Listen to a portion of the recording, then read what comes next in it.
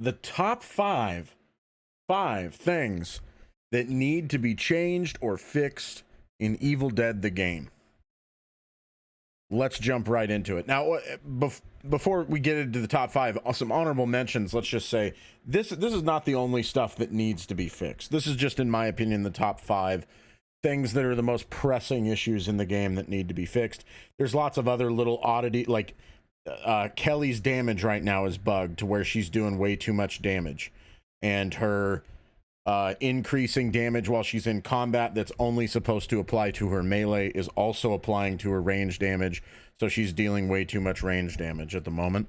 I've read or heard from people in my own community that the health perk that increases how much health you have as a survivor is bugged to where if you max it out, it actually resets your health back to the standard amount of health that your class has.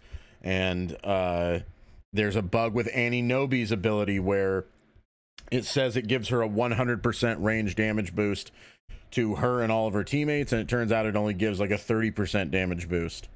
So there's all sorts of little weird stuff like that that needs to be fixed.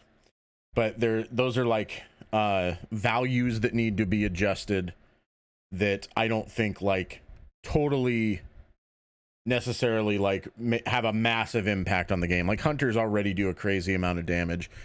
A regular hunter can one or two shot a boss anyway at the moment, and you can make your own have your own opinions about whether or not hunters need to be nerfed or whatever. But I just like, even as out like crazy as like Kelly's damage is, hunters already do a crazy amount of damage, so it's really just excessive at that point for the most. Like, she's already one-shotting bosses. Who cares if she's doing 500 extra damage because of her ability? The boss is getting killed in one shot anyway. So anyway, let's jump into it. Number 5 on my list of things that need to be changed or fixed is the blue hunting rifle. If you didn't know this, the blue hunting rifle in this game right now, its balance bar damage is super bugged. Now, if you take a look at this right here, look at the damage numbers on this. First of all, look at the white hunting rifle. 200 dismemberment, 50 balance bar damage. The purple hunting rifle, 205 dismemberment, 52 balance bar. The legendary hunting rifle, 210 dismemberment, 55 balance bar. But the blue hunting rifle, and it even says this in the stats, is the bizarre part. It's not just like some sort of number error where it says it only does 51 balance bar damage, but it does it says right here, balance bar damage on the blue hunting rifle, 255. That's the maximum amount of balance bar damage you can do. 255 balance bar damage with the blue hunting rifle.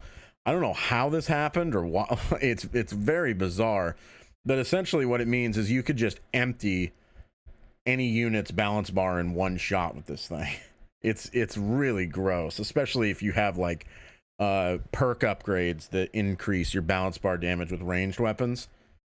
And this thing breaks the game. Like, it makes it so that whoever has this gun, if they find this in the match, now luckily it specifically has to be a blue hunting rifle.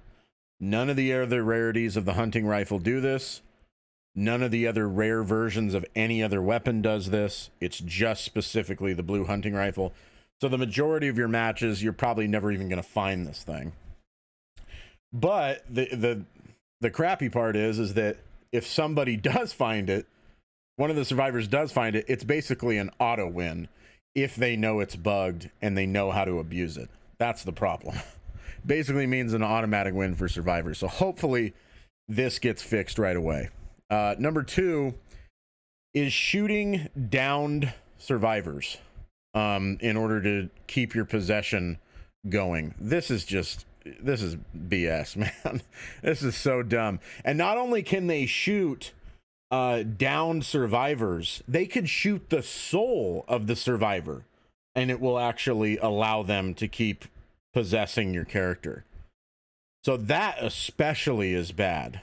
And it allows them to stay possessing you for so long. You'll actually see in this clip, he's able to possess me for like a freaking half an hour, and run me out into the storm to end the match. So definitely that's 100%. Some people have argued about whether or not that's intended. I think it's 100% not intended to be able to gain energy off of shooting people who are downed. There's no way that that they intended for that to be a thing in this game. It's super lame. It definitely needs to be fixed. It doesn't feel good to go against, and 100% I believe this is an exploit, and I hope that it does get fixed. The third thing is objective spawns. Now, I got this screenshot from Reddit. This is quite possibly the most egregious example I've ever seen of this, but as you can see in this screenshot, and actually I am covering it. Let me get out of the way for you. See that? See the page? That's the page and the dagger stacked literally on top of each other to where the two objectives are overlapping. That's how bad that is. So you literally could stand right here and charge up both objectives at the same time. So whatever is going on with their spawn algorithm for the dagger and the pages clearly needs to be changed. I'd also like to see where the dark ones spawn change. Apparently there's only a handful of spots that they can spawn on any given map, and then that means that as teams get better, they can basically plan out where the dark ones are going to spawn, go find them, and then have somebody camp there while they finish the last objective. Demon gets exercised to the other side of the map, and then they get like 2 ticks off of the dark ones before the demon can even get over there. So I'd like to see them change the objective spawns just in general, but especially the pages and the dagger, because this is not fair for the demon. This one right here especially is just ridiculous, and it tells me that the dagger and the pages appear to just be random. Where they spawn appears to be just completely random. It's really strange, and it definitely needs to be fixed. Number 4 is these last two are going to be the most controversial ones that I'm sure I'll get the most comments on. Number 4 is dodge canceling. This needs to be removed. I know this is, and on both sides it needs to be removed. I haven't seen anything on the survivor side at this point that allows survivors to do anything that's really out of control. I've seen people mention like, oh, you know, a survivor can heavy and then dodge cancel into another attack. As far as I'm aware, at least a heavy dodge into another heavy is not going to be any faster than just a heavy back to back. Maybe a heavy dodge into a light will be a little bit faster, but the amount of time you're saving is so minimal that I don't see how it really matters. And you typically don't want to do that anyway, because you usually want to finish your combo.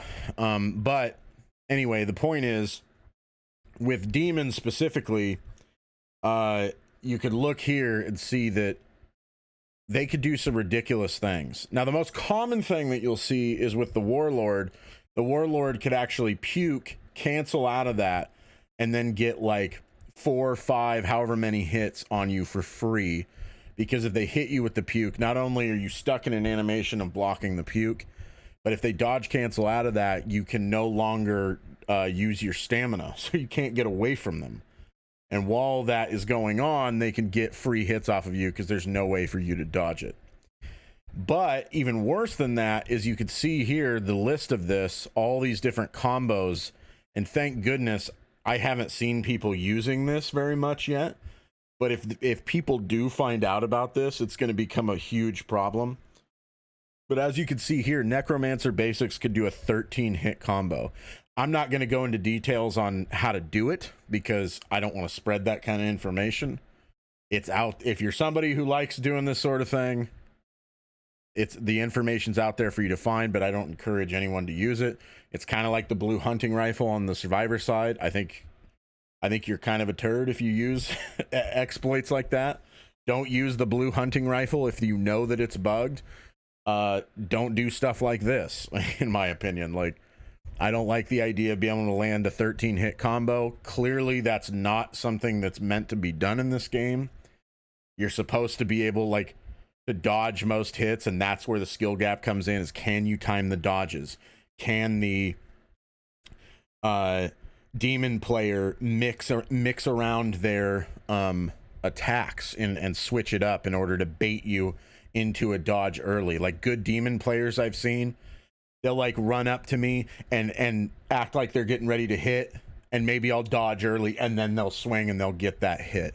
That's where the gameplay loop is supposed to be as far as combat is concerned. But if somebody comes out and they hit you with a 19 hit combo, there's no counter to that. There's nothing you can do about that. So this is out of control. Clearly this needs to be fixed. Something needs to be done about dodge canceling because it's allowing crazy stuff like this to happen. And like I said, the most common thing that you're going to see is the Warlord basics doing their puke dodge cancel into like 3 or 4 free hits. And if you're spec'd into basic unit possession, those 3 or 4 hits are basically going to take off all of your health and possibly even down you if you're like a support. So that's not cool. So they could possess somebody, puke on you, dodge cancel, you're down, and there's no counter, there's nothing you can do about it. And that stinks. And that segues into the number one thing that I think needs to be fixed, which is early game basic unit possessions. This is like, as I was putting this game together, the fast thing I could find of an early game basic unit possession. This is not a great example of it because the team's not really grouped up here. Obviously, if you're not grouped up, the demon should be beating you down.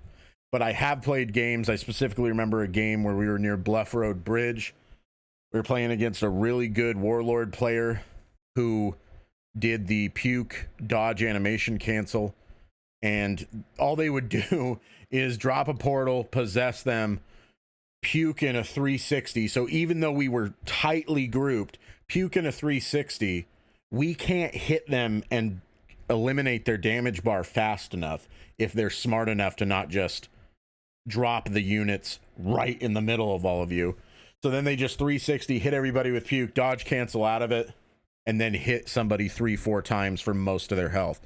And then in that game specifically, we still killed the unit immediately after, but because they're able to get 3 or 4 hits off for free, eventually they're going to wear you down and win. Eventually they're going to get to the point where they've exhausted all of your resources and you're just dead. And that's what happened in that game. We managed fairly well and would all stick together just hip to hip and beat down the demon that gets possessed or the basic unit that gets possessed, but we didn't have good enough weapons to beat them down fast enough, and we didn't have enough healing items to outlast the amount of damage they were dealing to us with the puke dodge animation cancel. So eventually they just wore us down until we had no healing items left, and they finally beat us. And you know what really stinks about this strategy? There's a few things. One, I've heard people say, well, just go to a window and vault it. First of all, that shouldn't be the main counter. I think that is lame as well, just vaulting stuff to get away from a demon. That's super lame. Like, that shouldn't be the main counter to something. That's like, I don't want to play Dead by Daylight, dude. If I want to vault windows and stuff to get away from the killer, I'll go play Dead by Daylight. I think that's super lame. I especially think that if they do fix basic unit possessions, they should probably do something about windows as well and make it so that maybe that takes stamina so you can't just do it forever. The other super lame thing too is it just stinks to have the game like end early like that. The game is basically decided within the first 5 minutes. Either you stick together or you don't, and you basically win or you don't. And the majority of the time, if your team is not sticking together hip to hip, which they typically don't in solo queue, then the game's just over. They win. And I've even, like I said, I've played solo queue in games where they did stick together and we still lost because that strategy is so strong. So I hope basic unit possessions get fixed very quickly. Hopefully this upcoming week, it's something that finally gets fixed. So, hey, those are my top 5 things that I hope get fixed in Evil Dead the game. Let me know in the comments what you think should be fixed. I'm certain some of you will tell me that you disagree with some of these things, But if there's anything I didn't include here that you think is very pressing and maybe even a bigger deal than these 5, go ahead and let me know in the comments what you think. But that's going to do it for me. I hope you enjoyed the video, and thanks for watching.